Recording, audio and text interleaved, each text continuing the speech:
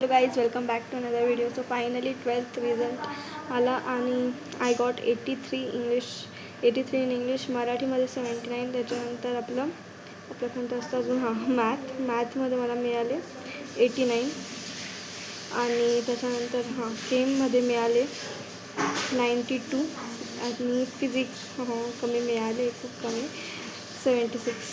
अजून कोणता असतो अजून जॉग्रफीमध्ये मला मिळाले 84 का 86 आहे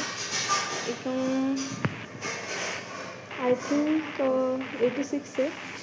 मी त्याचं पोस्टमध्ये शेअर करते.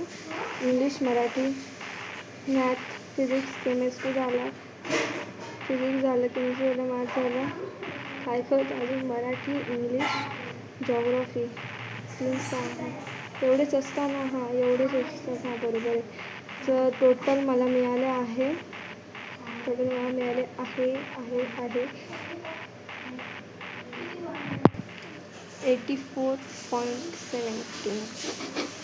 फायनली कालपासून चिंतेत होती की कसं येईल रिझल्ट. ओके, सो अच्छा केमिस्ट्री पण मला चांगला गेला होता, मॅथ पण, आणि थोडंसं इथं जो झाला फिजिक्स मी बोलली होती तसं कमी पेपर चांगला नव्हता गेला असं.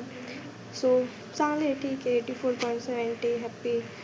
So yes, bye everyone. आता फक्त only focus is on CET, जिथं थोडं मी कमी पडते. ओके, सो तिथं मी माझं आता तर फक्त 10 दिवस बाकी, नाही 8-9 दिवस बाकी. सो मी त्याच्यात पेस देईल. सो जस्ट आता कम आउट फ्रॉम दिस. आता टाईमपास झालेलाच आहे, 3:10 झाले आत्ता.